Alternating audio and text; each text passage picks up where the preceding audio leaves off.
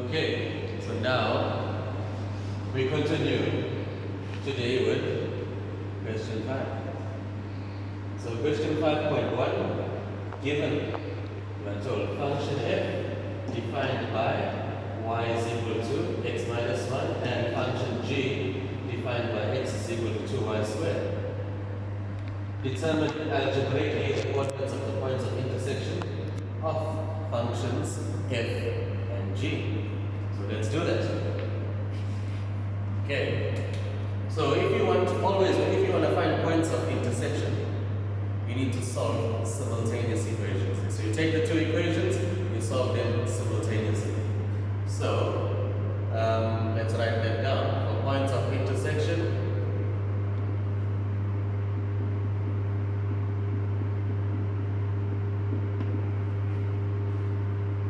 we have y is equal to x minus 1 and x is equal to 2y squared. We need to solve simultaneously.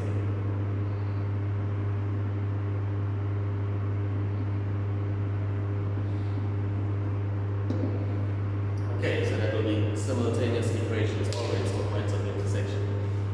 Alright, so simultaneous equations, you can take one equation, substitute into the other equation. Alright, so I already have y as the subject of the formula. Let me substitute it into equation 2. Right, or it depends. Maybe you want to make x the subject of the formula. Right, it's your choice. You must come to the same answer no matter which way you do it. So let me do it as it is. So I'm going to take this and I'm going to replace y. Okay, so then I have x is equal to 2 times y squared. But what is y? Y is x minus 1. You can see that? Y is x minus 1. So now I have x is equal to 2 times, if I square that, that will be x squared. Middle term will be 2 times x times minus 1, so that will be minus 2x, and then we got plus 1. Alright, so now x is equal to, if I remove the brackets, 2x squared minus 4x plus 2. Now, all I need to do is get rid of this x on the left. So then I'll have 2x squared. If I take x to the right, it's going to become minus x. So minus 4x minus x is minus 5x plus 2 is equal to 0. So what do we have here now? We have a quadratic trinomial. So we must try and factorize. If we cannot factorize, then we can complete the square, or we can use the quadratic formula. So can this be factorized? Let's check. Can it be factorized? We work out b squared minus 4ac. So that will be 25 minus 4 times 2 is 8 times 2 is 16. 25 minus 16 is 9, which is a perfect square. So therefore, this can be factorized. Right, so what was I doing now? I was just checking the part b squared minus 4ac in my mind. I was working it out. So minus 5 squared is 25 minus 4ac. So 4 times 2 is 8 times 2 is 16. So 25 minus 16 will give you 9. 9 is a perfect square. So therefore, I know that this can be factorized. Right, so now, let's factorize it. So, we got a 2x times an x, and then we got 2 and 1. So we know minus plus must always change to minus minus. So we put our 2 here, because I need 2 times minus 2 is minus 4. With the 1 here, minus 1. Minus 4 minus 1 gives us minus 5, which is the middle term. So now I've got 2x minus 1 is equal to 0, or x minus 2 is equal to 0. So 2x is equal to 1, so x is equal to 1 over 2, or x is equal to 2. Now we need to find the corresponding y values. So let's choose, we can choose anyone, let's choose this equation since y is the subject of the formula. So I know that y is equal to x minus 1. So I know at the point where x is equal to half, y is equal to half minus 1, which is minus half. And then at the point where x is equal to 2, I'm going to take 2 and substitute there. So y is equal to 2 minus 1, which is 1. Right, so now what do we have? We have half minus half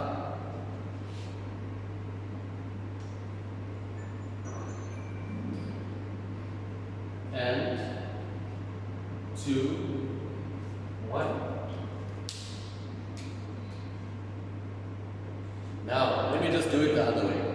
Okay, while we're on this problem here, I substituted equation 1 into 2. You could, and I made y the subject of the formula. So if we use an alternative method,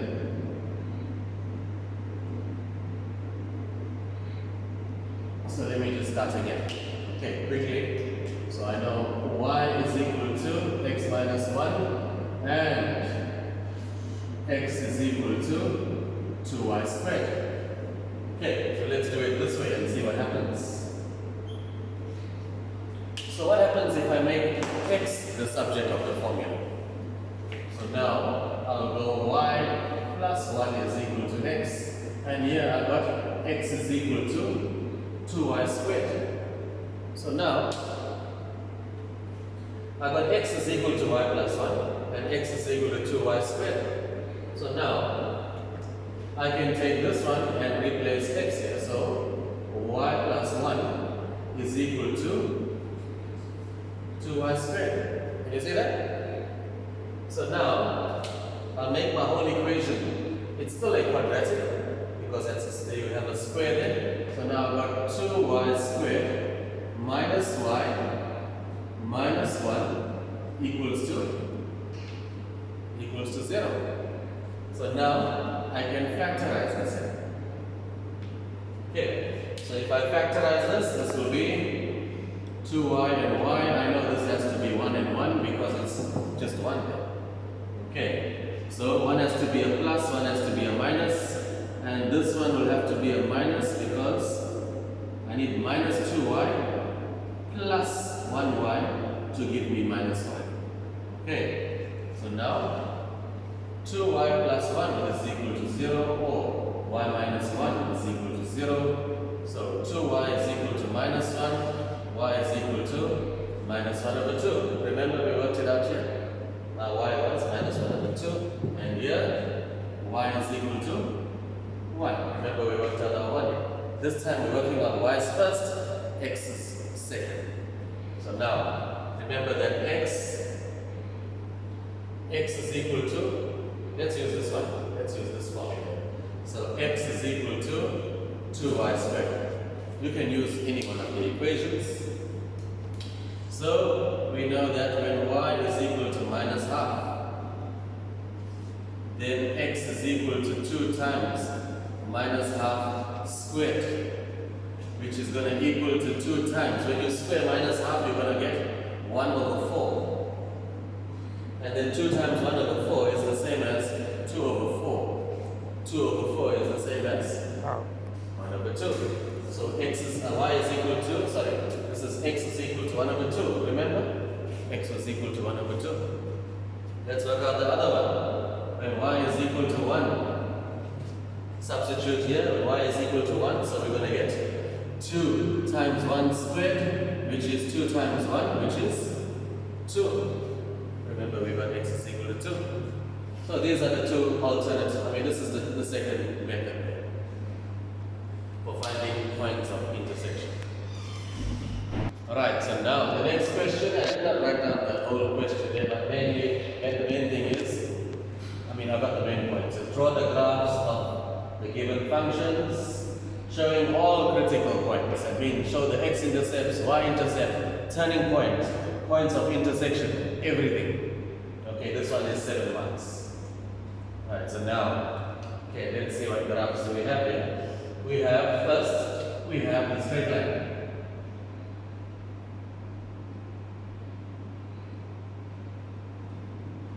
Y is equal to x minus 1.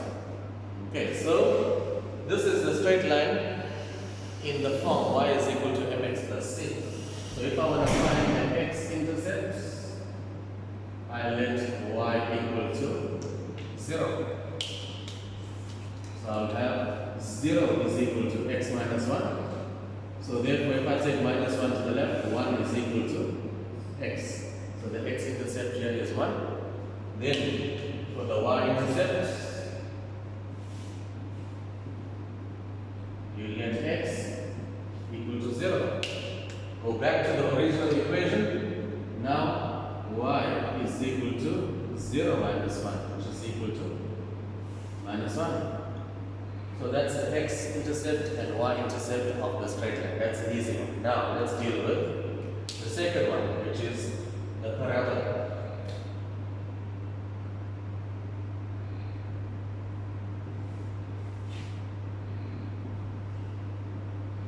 Okay, so this type of parabola, okay, where you have y squared, you don't have an x squared, it's y squared. X is the subject of the formula. So we have a graph ay squared.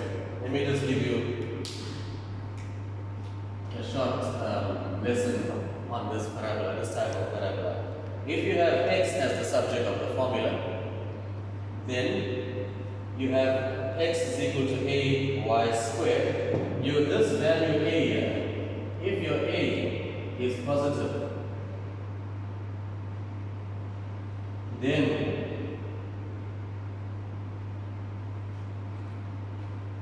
you're going to have a parabola that, first of all, this parabola is going to turn at the origin. Because if I substitute y equal to 0, what is x equal to? It's going to be 0. Now, if I substitute y equal to 1, okay, and if it's, I'm going to get a positive value, and if a is positive, it's going to remain positive. Okay, if I substitute y equal to negative 1, I'm still going to get positive values there. So, this parabola looks like this here.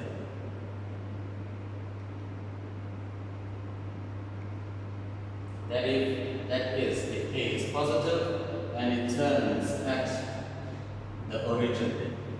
Okay. So if a is negative,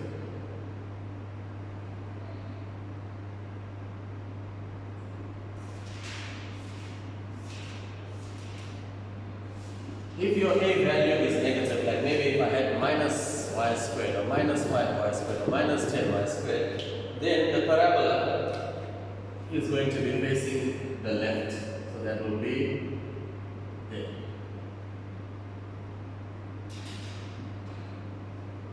Right. So which one are we dealing with for this question? X is equal to 2 times y squared. And 2 is positive. Okay, so x is equal to 2y squared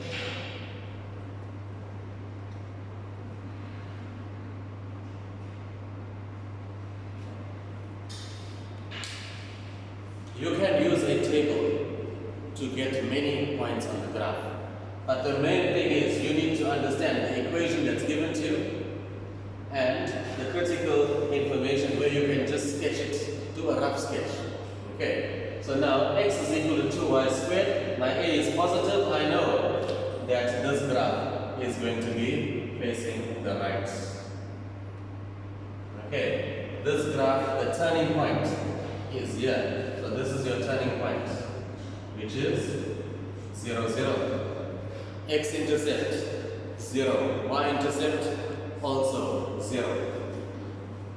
So this is the graph x is equal to 2y squared. What about the straight line now? The straight line, we got an x-intercept of 1 and a y-intercept minus 1.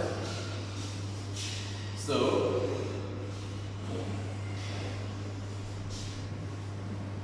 there's 1 there. Here's minus 1. So now you take your ruler and you sketch your graph.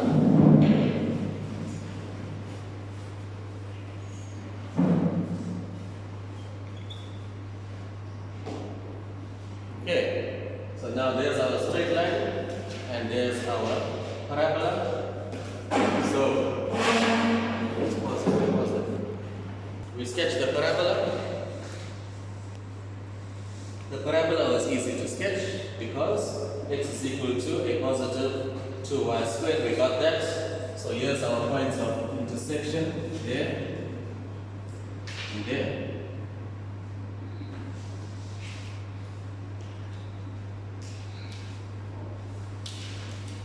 So what are the points of intersection that we just found? We found that this one here is x equal to half, y equal to minus half. Can you see that? So we got half and minus half.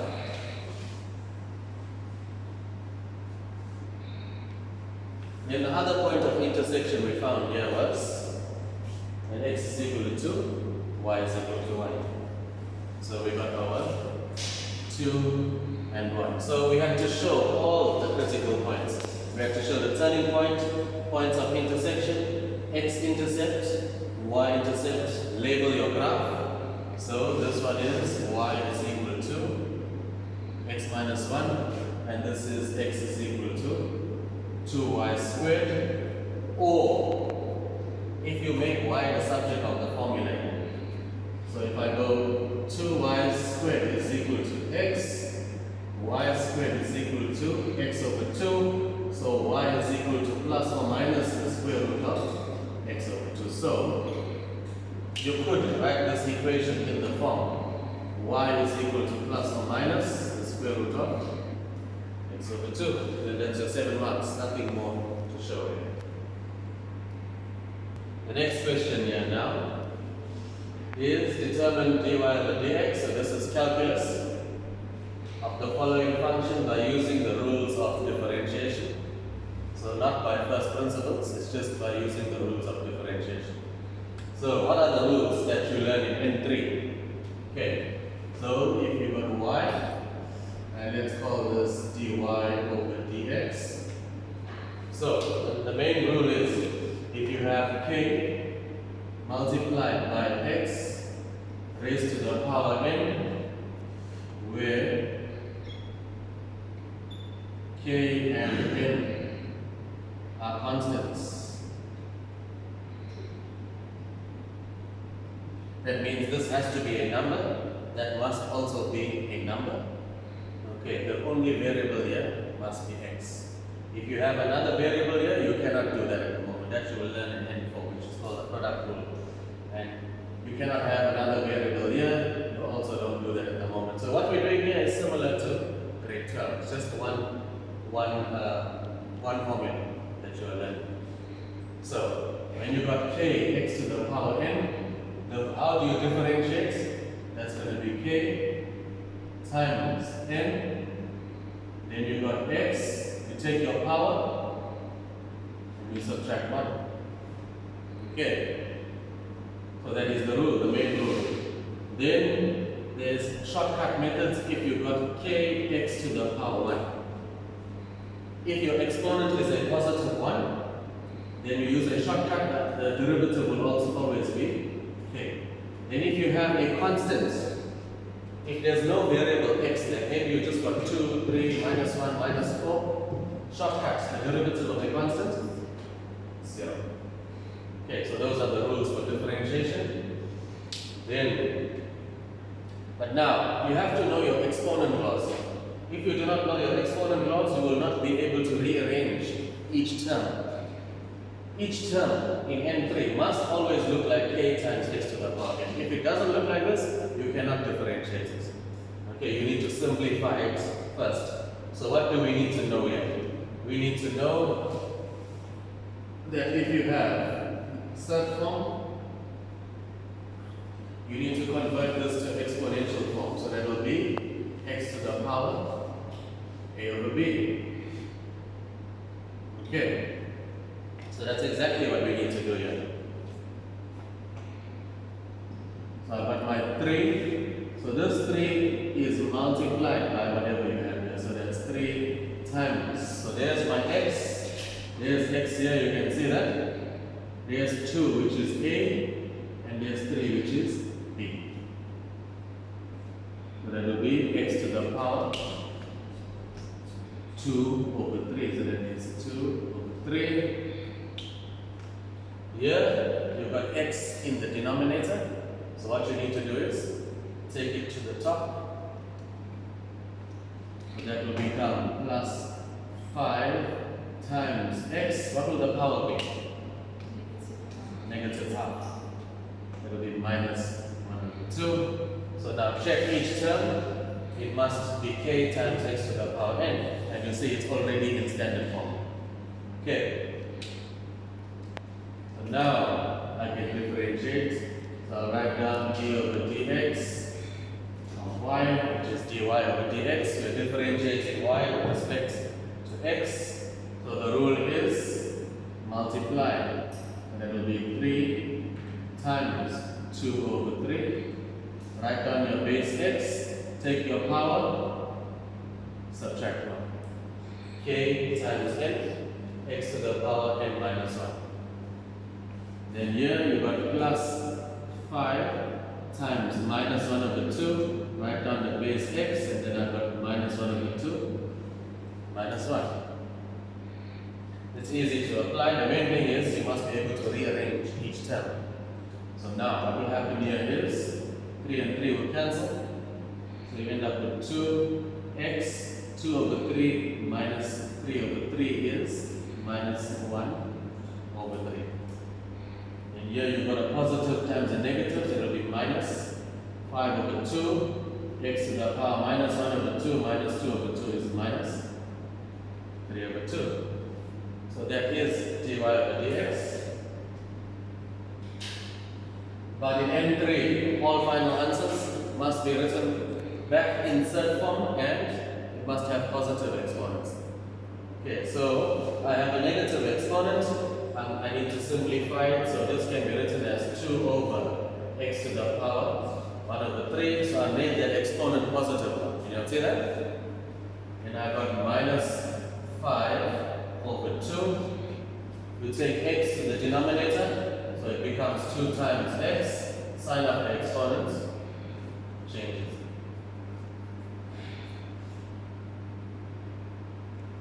Now, we're going to go from exponential form back to third form. So, I need to write it as, this is going to be the cube root of x to the power 1. That will be minus 5 over 2 times, this is the square root, so there's a 2 there, of x to the power 3. That's as far as we can go. We cannot simplify any further.